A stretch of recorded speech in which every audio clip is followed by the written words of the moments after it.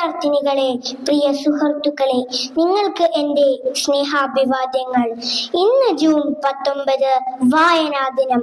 വായിച്ചു വളരുക, ചിന്തിച്ച് വിവേകം നേടുക എന്ന മുദ്രാവാക്യത്തിലൂടെ കേരളത്തിൻ്റെ നിരക്ഷര ഗ്രാമങ്ങളിൽ അക്ഷര സംസ്കാരത്തിൻ്റെ നിറദീപവുമായി സാക്ഷര കേരളം എന്ന മഹത്തായ സന്ദേശത്തിൻ്റെ വേരോട്ടത്തിന് സാരഥ്യമേകിയ ഒരു മഹാമനുഷ്യന്റെ ശ്രീ P.N. പണിക്കരുടെ ഓർമ്മ ദിനമാണെന്ന് കേരള ഗ്രന്ഥശാല പ്രസ്ഥാനത്തിന്റെ സ്ഥാപകനും സമ്പൂർണ്ണ സാക്ഷരതയുടെ ശില്പിയും സൗഹൃദ ഗ്രാമത്തിന്റെ ഉപജ്ഞാതാവുമായ ശ്രീ P.N. പണിക്കരുടെ ചരമദിനമായ ജൂൺ 19 നാം വായനാ ദിനമായി ആചരിക്കുന്നു.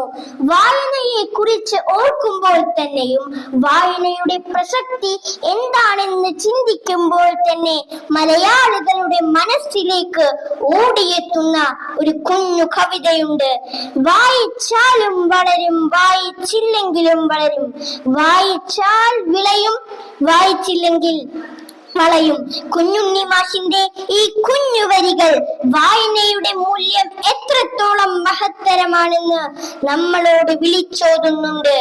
ഓരോ പുസ്തകവും അറിവിന്റെ അത്ഭുത ലോകമാണ്. ആ ലോകത്തിലേക്ക് എത്തിച്ചേരാനുള്ള വഴിയാണ് വായന. വായന നമ്മുടെ ചിന്തകളെയും അഭിരുചികളെയും സ്വപ്നങ്ങളെയും സ്വാധീനിക്കുന്നു. നമ്മുടെ അറിവിനെയും ചിന്തകളെയും ധാർമ്മിക മൂല്യങ്ങളെയും യഥാവിധി വളർത്തുവാനും പരിപോഷിപ്പിക്കുവാനും വായനയ്ക്ക് മാത്രമേ സാധിക്കുകയുള്ളൂ. ഇന്ന് പുസ്തകങ്ങളിൽ നിന്ന് ലഭിക്കുന്ന അറിവിനേക്കാൾ കൂടുതൽ സൈബറിടങ്ങളിലെ നവമാധ്യമങ്ങളിലൂടെ നമുക്ക് ലഭിക്കുന്നുണ്ടെങ്കിലും പുസ്തക വായനയിലൂടെ ലഭിക്കുന്ന വശ്യമായ അനുഭൂതി ഈ നവമാധ്യമങ്ങളിലൂടെ നമുക്ക് ലഭിക്കുകയില്ല.